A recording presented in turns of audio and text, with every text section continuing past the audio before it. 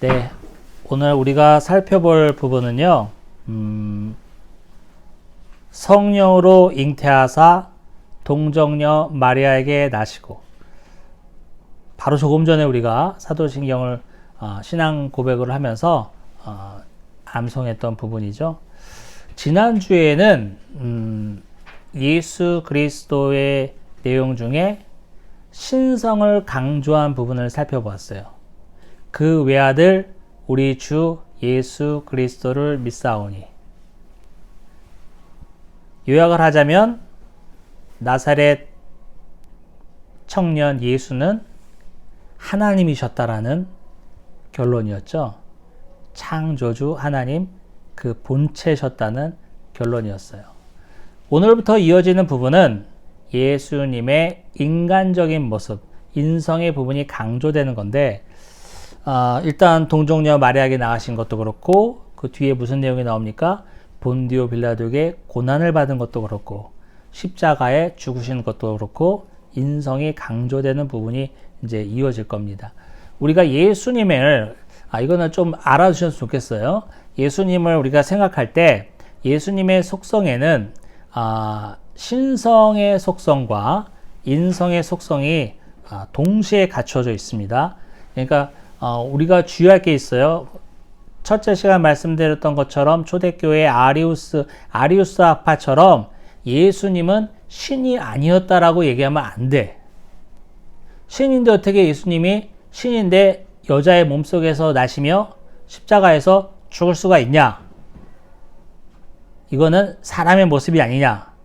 라고 질문을 해서 예수님의 신성, 예수님은 하나님이심을 거부하는 세력들이 참 많이 있어요.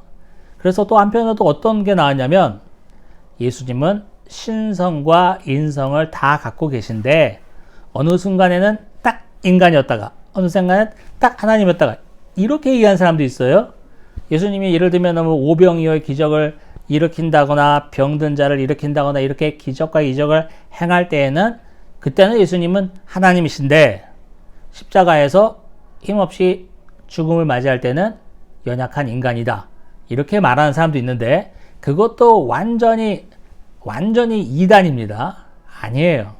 예수님이 처절하게 묵묵히 십자가를 지시면서 골고다 언덕을 올라갈 때도 아무런 저항 없이 침뱉음을 당하면서 조롱을 당하면서 십자가에서 죽음을 당할 때도 예수님은 그 순간에도 하나님이신 거예요. 그래서 어느 순간에 하나님, 어느 순간에 인간 이렇게 말하는 것은 완전히 이단이고 예수님은 하나님 자체시면서 인간이라는 거를 우리가 꼭 명심해야 돼요. 그거를 강조하기 위해서 사도신경에 예수님의 그런 신성과 인성이 나누어져서 이렇게 있는 줄도 모르겠어요. 왜? 제가 서론 시간에 말씀드렸죠.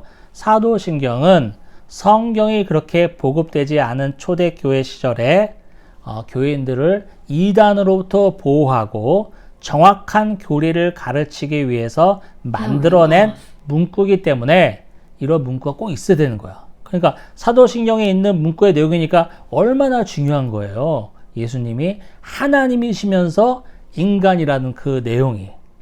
그것 때문에 수많은 이단이 나왔다고 제가 서론 시간에 말씀드렸습니다. 그래서 이게 어려운 말로는 이런 게 있어요.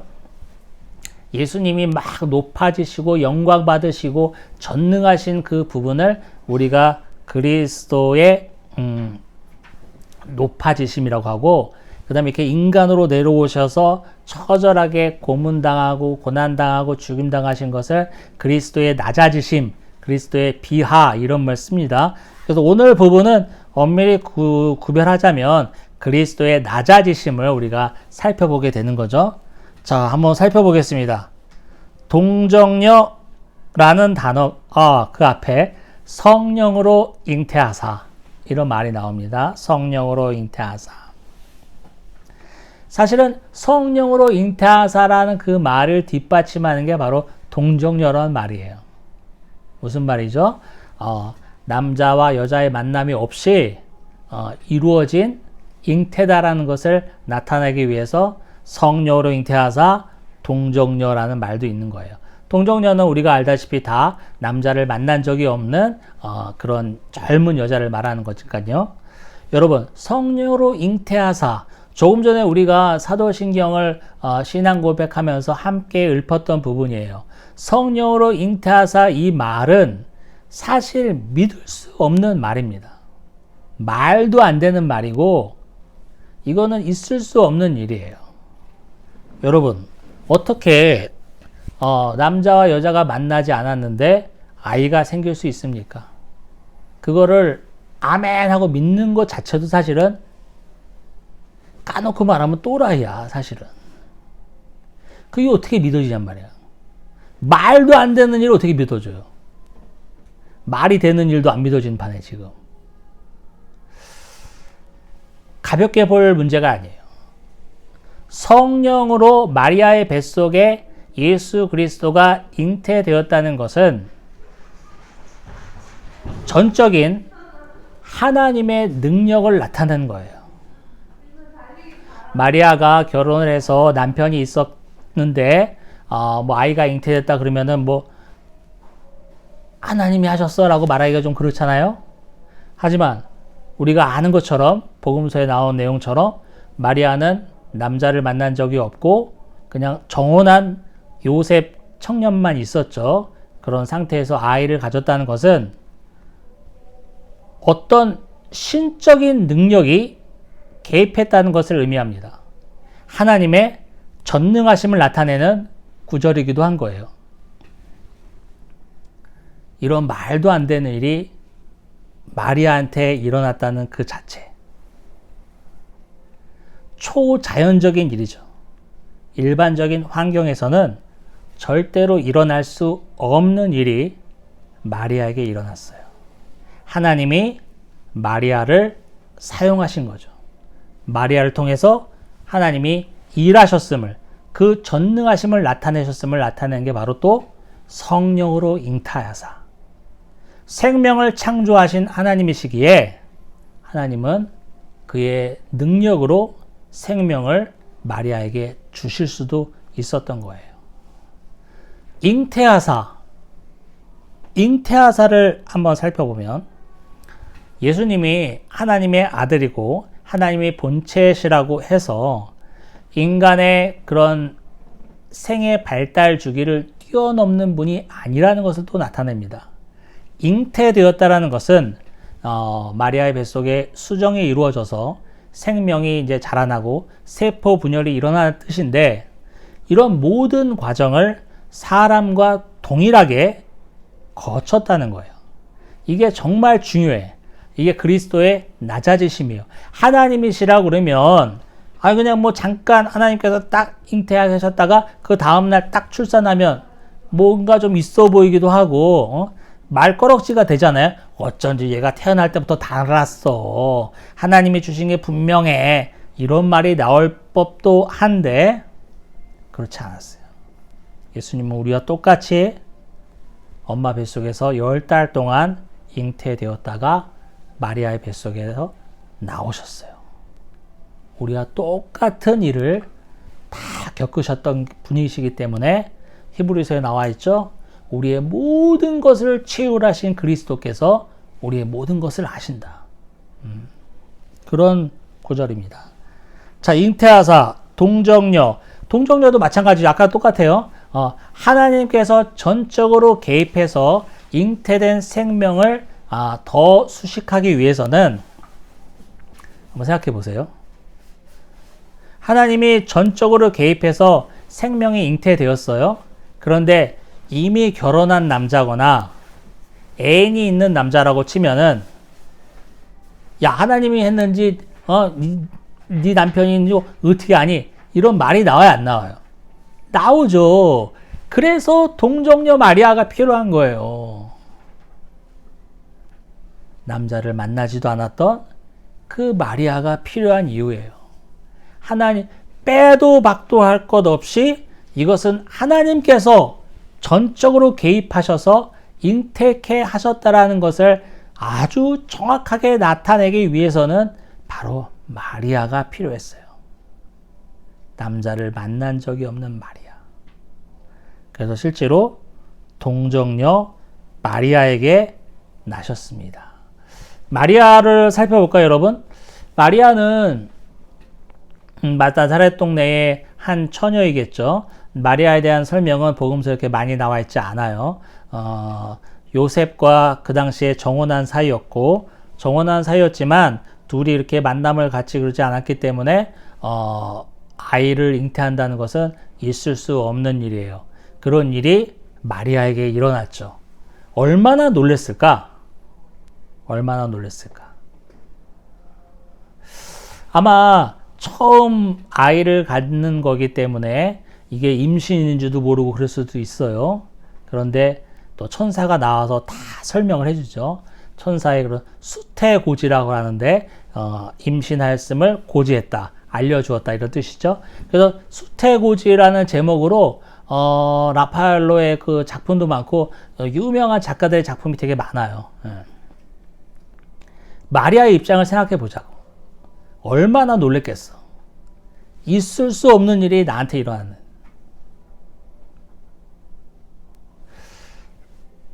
지금 이 시대에도 결혼을 하지 않았을 때 만약에 아이를 가졌다면 참 놀라운 일이잖아요. 순간적으로 놀랄 거 아니야, 순간적으로는. 그런데 2000년 전으로 생각해 보세요. 2000년 전에 남자를 만난 적도 없는 아가씨가 아마 뭐 열 몇 살 됐겠죠. 16부터 18살 정도의 그런 여자아이였을 거예요. 마리아는 그 가임기 여성에 들어간 그런 여성이었겠죠. 젊은 여성. 기껏해야 뭐 16, 17, 18밖에 안 되는 그런 아가씨가 내 몸이 이상해짐을 느꼈고 또 천사로부터 또 예수 그리스도를 임신하게 된다는 이야기를 들었을 때 얼마나 당황스럽고 얼마나 놀랬겠냔 말이에요. 그거를 감당했다는 그 자체가 성경에는 그렇게 기술되어 있지 않아요. 그러니까 우리는 행간으로 읽을 줄도 알아야 된다고 제가 몇 번 말씀드렸는데 마리아의 그런 당황스러움, 곤욕스러움이 분명히 있었을 거예요. 자, 그럼 마리아도 그렇고 그 정혼한 요셉은 또 뭐야? 이제 얼마 안 있으면 이제 그 여자한테 장가를 들기로 돼 있는데 그 아이를 임신했다는 얘기도 듣고도 그 묵묵히 넘어갔다라는 성경 구절이 나와 있잖아요. 그 요셉의 마음은 어땠을까? 마리아가 정말 나는 다른 남자 만난 적이 없다니까요. 하나님께서 임신케 하신 거예요. 천사가 내게 말씀하셨어요. 요셉의 입장에서 그 말이 쉽게 들어왔을까요? 못 들어오지 사실은. 뭐야? 누구야? 이런 말이 먼저 튀어나오게 돼 있죠. 그러나 요셉이 잠자코 묵묵했다라는 복음서의 기술이 있습니다. 이런 모든 일들이 일반적이진 않아요. 자연스러운 이야기 전개는 아니야. 그러면 우리가 생각할 수 있는 게 뭐죠? 하나님의 역사하심. 하나님이 마리아에게 그리스도를 임식케 하는, 잉태케 하는 역사도 하셨지만 마리아의 마음과 요셉의 마음, 그 다음에 주변 환경의 모든 환경을 다 만지셨음을 알 수 있어요. 성경에는 기술되어 있지 않지만 이거를 어떻게 알리바이를 세웠는지 모르겠지만 그 동네에서 얼마나 입방아를 쳤겠어요. 우리 지금 이 순간에도 지금도 좀 빨리 나왔는데 이런 말을 하는 판인데 그때 당시에 그러면은 얼마나 수군수군 됐겠냔 말이에요. 그런 거를 마리아와 요셉이 다 감당한 거죠. 어떻게 보면 요셉의 입장에서는 정말 치욕스러운 소문이 퍼져나갔을 거예요. 아유, 요셉 그거 머저리 같은 놈, 지 정혼자가 다른 남자라면 애기 간줄 모르고 아유 바보 멍충이 이런 말이 돌았을까 안 돌았을까? 분명히 돌았을 거예요. 마리아는 또 마리아대로 정말 많은 소문이 돌았겠죠. 이런 것들을 마리아와 요셉이 감당케 하신 분은 하나님이신 거죠. 예수 그리스도가 마리아의 몸속에서 나올 수 있도록 그 엄마 아빠인 요셉과 마리아의 모든 것을 또 만지시고 그 주위의 모든 환경을 하나님께서 친히 만지셨음을 알 수 있어요. 그 전능하신 하나님이라고 해서 마리아의 뱃속에 그리스도를 잉태케 하시고 딱 10달 동안 잘 있다가 분만을 했는데 아무런 염려 없이 동네 사람도 수근거림도 없이 그대로 잘 자랐다. 이렇게 우리가 생각하기에는 어려운 부분이 참 많습니다. 충분히 우리가 헤아릴 수 있어요. 여기서 중요한 게 또 있어요. 마리아에게 나시고라는 동사는 나타라는 동사죠. 나타라는 동사인데 사실은 지난 시간에 제가 나타라는 동사를 또 설명했어요. 그렇죠? 어떻게 설명했죠? 그 니케아 회의 때 공회의 때 규정된 삼위일체론에 의하면 성자 하나님은 성부 하나님으로부터 나시고 이것도 나타야. 똑같은 나타라는 동사가 맞긴 맞는데 의미는 완전히 다르죠. 삼위일체론에서는 하나님이 예수님을 분만한 건 아니잖아요. 그건 아니라 하나님의 모든 속성을 가지신 예수 그리스도를 표현하기 위해서 그런 말을 썼다라고 제가 설명을 드렸고 이것은 진짜 마리아의 경우에는 마리아가 정말 해산의 고통을 다 겪어가면서 예수님을 낳으신 거죠. 저와 여러분과 똑같이 엄마의 뱃속에서 분만을 통해서 이 땅에 나신 거예요. 그래서 지난 시간에 말씀드렸던 그 나타랑은 좀 의미는 다릅니다. 예수님은 우리가 아는 것처럼 마리아에게 나셨는데 어디서 나셨습니까? 베들레헴 마구간에서 나셨어요. 그렇죠? 제가 성탄주일날 설교할 때 동방박사 이야기를 했어요. 동방박사가 큰 별이 뜬 것을 보고 유대의 왕이 나셨음이 분명하다. 그러면 유대의 왕이 나셨을 곳으로 가자 해서 찾아간 곳이 예루살렘 왕궁이었는데 정작 가보니까 왕자의 출산 소식이 있었어요? 없었어요? 없었죠. 그럼 어디서 나셨단 말인가? 왕이 궁전에서 나시지 않으면 도대체 어디서 나셨단 말인가 하면서 의아하면서 동방박사가 다시 별을 쫓아가서 가봤던 만난 곳이 베들레헴 마구간이었잖아요. 예수님은 하나님 자체시면서 만왕의 왕으로 이 땅에 오신 분입니다. 지난 시간에 말씀드렸다시피 예수님은 그리스도시잖아요. 기름 부음을 받은 자예요.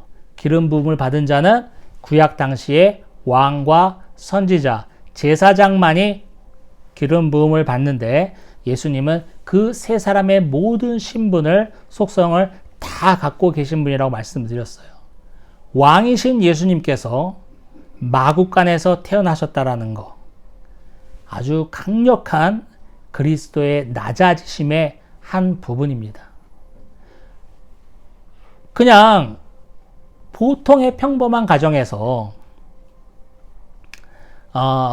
정상적인 부부가 있고 이런 가정에서 태어났다고 해도 하나님이 어떻게 그런 가정에 태어날 수가 있냐. 적어도 로마 황제의 아들로 태어나야지. 거기에 비하면 얼마나 낮아지심이야. 보통 가정에 태어난 것도. 그렇죠? 그런데 예수님은 보통의 가정도 안 돼. 아직 결혼하지도 않은 처녀 총각에게 어디 가서 말도 못할 내가 임신을 했는데 이거 어떡하지? 다른 사람이 하면 어떡하지? 어디 가서 내세우지 못할, 말도 못 꺼낼 그런 환경 속에서, 그런 가정 속에서 예수 그리스도가 이 땅에 나셨다는 것 자체도 그리스도의 낮아지심인데, 그런 가정 환경 플러스 뭐예요? 마구간에서 나셨다는 것은 하나님이신 그분이 이 땅에 오셔야 하는 방법으로는 너무나 비참하고 처참한 환경입니다. 오늘 본문을 통해서 성령으로 잉태하사 동정녀 마리아에게 나신 예수님은 바로 그런 분이에요. 하나님의 전적인 능력으로 잉태한 분이시기도 하면서 동시에 하나님이신 그분이 보통의 인간보다도 더 낮아진 자리에서 태어나셨다는 것을 나타냅니다. 다음 주엔 더하죠. 본디오 빌라도에게 고난을 받으사 십자가에 죽으시고, 저와 여러분도 오늘 사도신경을 통해서 생각해야 할 부분이 있어요. 그리스도께서도 그렇게 낮아지셨다면 저와 여러분은 얼마나 더 낮아져야 하겠습니까? 왜 교회에서 자랑이 있습니까? 네가 크니 내가 크니 말이 많습니까? 우리가 그토록 주님 주님 하고 외치는 그리스도께서도 이렇게 낮아지셨거늘 그를 믿고 따른다는 우리는 왜 이렇게 높아지려 합니까? 아니, 왜 이렇게 이미 높아 있습니까? 이거 어떻게 할 거예요, 이거? 주가 내려가듯이 확 내려가야 돼. 부동산 값과 주가는 오를 때가 있으면 내려가는데, 이 죄 많은 저와 여러분은 한없이 높아져만 지지 낮아질 줄 모릅니다. 어떻게 된 겁니까? 기도하겠습니다. 하나님 아버지, 감사합니다. 오늘 동정녀 마리아에게 나신 예수 그리스도를 살펴보았습니다. 하나님이신 그분이 그렇게 낮고 천한 곳으로 이 땅에 오셨거늘 어떻게 그리스도를 믿고 따른다는 우리 모두는 내려갈 줄을 모르고 날마다 올라만 갑니까? 주님, 우리 모두를 깨우쳐 주옵소서. 더 낮아지게 하시고 더 겸손하게 하여 주옵소서. 예수님의 이름으로 기도합니다. 아멘.